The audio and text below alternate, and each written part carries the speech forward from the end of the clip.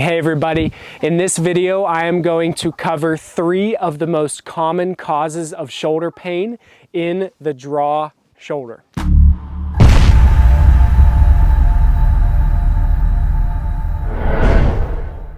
Before we get started here, I want to give a quick disclaimer that there are numerous different causes of shoulder pain in the draw shoulder. A lot of what I do is identify those causes and then fix them with archers. However, here in this video, I want to look at 3 common causes that you can look at your own situation and determine if these apply for you, and then be proactive in fixing them. The first cause that we are going to look at is a mechanical flaw in the draw where the archer does not utilize the big muscles of the upper back to drive that pulling motion. What we want to see in the draw is the big muscles of the upper back allowing you to pull your draw weight and do it repetitively. Those muscles are muscles like the lat, the rhomboids, the mid and lower trap, the teres major, and some other muscles that are equipped to handle that heavy pulling motion.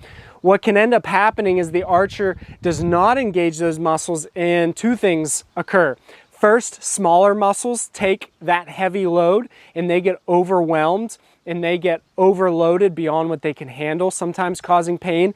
And then also, instead of dispersing the load of your draw weight across those bigger muscles, they all get funneled onto those smaller muscles that we do not want to place excessive load on, especially repetitively like we see when we draw and shoot.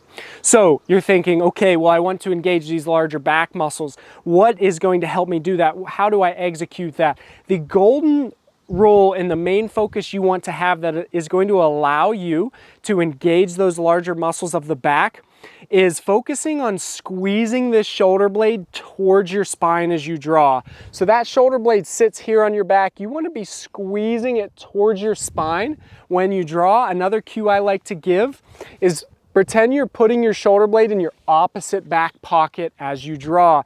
So it's squeezing towards the spine. That shoulder blade is paving the way. It's like the horse that pulls the cart with it. So that shoulder blade, as you squeeze it towards your spine using those bigger back muscles, it pulls the shoulder, elbow, and hand along with it so that all of the load is going into the muscles that are going to fuel that big pulling motion. Another way that you can train that mechanic of squeezing that shoulder blade towards the spine, engaging those big back muscles for the draw, is by training it outside of shooting. And this is huge because sometimes you need to take a step back. You have to take a step away from the bow, train the mechanic mentally, train the mechanic physically in your ability to execute that shoulder blade engagement, that back engagement, and then you can transfer it to your shot. Meaning that take away the complexities and the focus on anchoring and aiming and all these different things. And I first recommend, as your first stepping stone to practice this movement, is to just practice that squeezing of the shoulder blade in towards the spine without any resistance, any load, any movement, or any complexity. Just simply getting used to moving that shoulder blade and squeezing it towards the spine. Then we can add a little bit more load to it and challenge it a little bit more. I like to use a lot of different banded pulling exercises, dumbbell and kettlebell pulling exercises at different angles that give you different opportunities to not only understand this engagement, but also to be able to execute it physically. Once you can execute it with in these different environments, these different movements, then you're able to strengthen it. You can load it a little bit more with those banded exercises. Some banded draws are a great way to train this. Loading up the kettlebell and dumbbell pulling exercises to build that mechanic. Then you take that and your next stepping stone is to transfer it to your shooting. So now you've developed this movement pattern, you're stronger with it, and you can practice executing it with your bow in hand. The final thing that this movement of the shoulder blade also does beyond just engaging the large back muscles is it also encourages smooth joint mechanics of this ball and socket joint. So you have a ball and socket joint down in that shoulder, and if this shoulder blade moves, it encourages again smooth movement of that ball and socket. The movement's proficient and there's going to be cleaner movement of that joint opposed to just that ball grinding away and moving inside that socket with no movement of the shoulder blade. So we get a nice comprehensive smooth movement of the joint when we focus on squeezing that shoulder blade as you're pulling into the spine, and you have a stronger, more solid draw using your big powerhouses, so to speak, those big muscles in the upper back. The second cause that we're going to look at that can often cause shoulder pain in the draw shoulder is a lack of range of motion, also known as tightness within the joint, or a lack of flexibility. And what's important to know and remember about the draw shoulder is that we are asking and demanding a considerable amount of range of motion from this ball and socket joint. There's a couple of different ranges of motion that you need to have. And if you don't have the flexibility in these ranges, what happens is this joint can get pushed into uncomfortable positions and can get pushed into irritated positions. It can get pushed into unstable or restricted positions that ultimately irritate structures and lead to pain in the shoulder. So we need to see a couple things in that shoulder. We need to see what's called flexion. And this is a big range of motion, an important range of motion for someone who draws with a little bit of a higher elbow, where that arm bone needs to be able to elevate, because watch, flexion is this range of motion I need to have. All we do is we bend the elbow when we're drawing here. We need to have flexion in that shoulder. That's a very commonly restricted range of motion that needs to be opened up in the shoulder if it is blocked. The second range of motion that we need to see is what's called internal rotation. Internal rotation of the shoulder joint. And I'm also going to pair that with what's called adduction, reaching across the body, because these are closely related in what we see in the draw.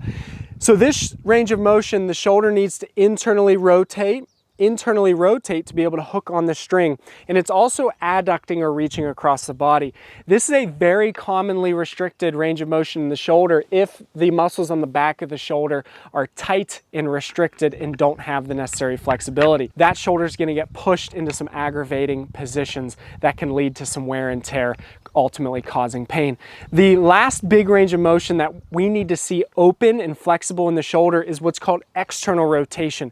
And the reason why we need to see this is because this occurs in full draw.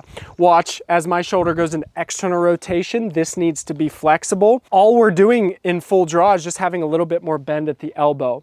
So if I get to full draw and I don't have that external rotation of the shoulder to hold an anchor, that shoulder is going to get pushed into some uncomfortable, aggravated positions.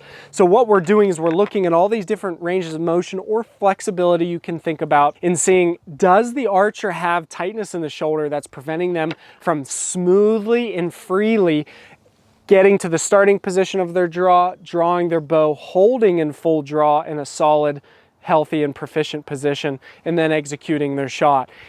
What is most important to understand about this is archers are almost never, and I say almost never restricted in all of those ranges of motion. So you might be thinking, I do think I have a tight shoulder.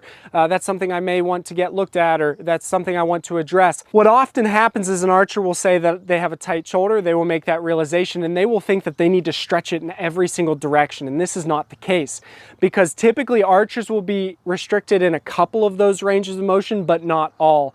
This is where we have to get in, we have to hit the specific stretches, we have to open up the specific ranges of motion that individual archer needs, opposed to just trying to hit every single range of motion, stretching everything, and then we're often left with an aggravated shoulder or an overly passively stretched shoulder when we needed a more specific approach to make sure that that joint was flexible, healthy, and mobile the way that it needs to be. So my recommendation for this type of issue, if you suspect that you have restriction or tightness in the shoulder, is to start with some basic stretches. You can find those through a lot of our resources. I have a lot of videos on our website, through our training programs, some on YouTube, some on my Instagram page that you can start with and try.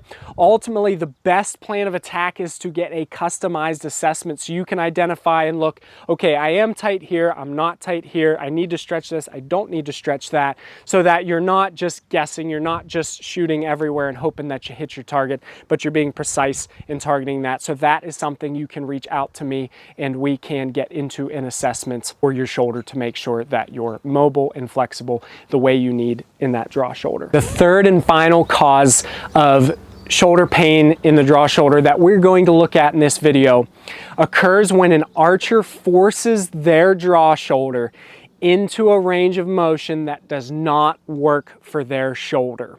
Now, this is going to be something that we have to look at carefully, because this is a concept that most archers are not aware of. And what this means is that we can see pain in the shoulder if an archer is drawing in a way that does not work for their individual anatomy and individual shoulder function. So what's important to know here is that everybody's shoulder is different. We looked at that ball and socket joint just a minute ago. Everybody has differences in that structure and in how that structure works. The reason why that's important is because it clearly tells us that we cannot fit every shoulder into a one-size-fits-all box, because everybody's shoulder is a little bit different. What we have to understand is that we're going to see a general movement for the draw, but we are going to see differences from person to person to satisfy how their shoulder was created and how their shoulder functions. And ultimately what we're talking about here is elbow height. And this is a challenging topic that you'll see in different realms of archery, where there's often information that's put out that you have to draw with your elbow at a certain height. And I promise I will do a video on this later. But there are numerous reasons why we cannot fit every single shoulder of every single archer into one specific height. Again, it's the structure of the shoulder, the flexibility of the shoulder, the stability of the shoulder, past injuries of that individual shoulder, past surgeries of that individual shoulder, where that individual shoulder is strong, where their length-tension relationship for their tendons plays out best for them. There's so many different reasons where we have to just tweak or adjust the elbow height of the person drawing. What you'll see is a lot of different archers drawing at a little bit of a different height. And the reason for that, when you see that, is the differences between shoulder.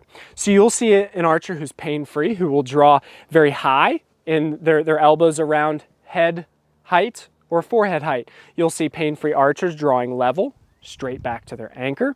You'll see archers drawing in between those two. Sometimes you'll see an archer draw a little bit lower. In general, I'm not a big advocate of going to extreme ranges of motion, meaning that I typically do not like to see excessively high ranges of motion, because that really demands a lot from a shoulder, and I do not like to see excessive low range of motion either. What we're looking at is that spectrum of height, typically between collarbone and forehead level, to find the most comfortable, confident, smooth, and strong elbow height for that specific archer. And that takes some experimentation. It takes some trial and error. It takes picking a height or tweaking a height. Let's say that you used to draw here and you want to go a little bit lower, or maybe you used to draw here and you want to go a little bit higher, and seeing what feels best for you in the long run. Little changes go a long way with this. So we're not talking about making excessive changes. If you draw here to draw way high, you draw way high to come way low. We're not talking about major changes. We're talking about making small changes to your elbow height to see what works best for that ball and socket joint that speaks to your individual anatomy and function of your anatomy. So play with that a little bit, tweak it little bits at a time. Give it time to see how it feels during, how it feels after shooting, and you can start to make decisions on whether you've found a sweet spot or a groove, so to speak, for yourself, or if you need to do a little bit more exploring with that elbow height to find what feels best for you. Those are the three causes we're looking at in this video. As I said in the beginning, remember, there's numerous causes that I will work with archers on, that I will identify for archers that contribute to issues, problems, and pain in the draw shoulder. However, these are three that you can look at, think about for yourself, start to be proactive about, and see if you can get to a draw that is smoother, more confident, more comfortable, and ultimately more strong, so that you can shoot for many years to come. I hope you found this video valuable. If you have any questions, please reach out to me through my website. You can also find our training programs, customized assessments, one-on-one client options on the website. Instagram has a lot of good information as well. Thank you for watching. Thank you for supporting.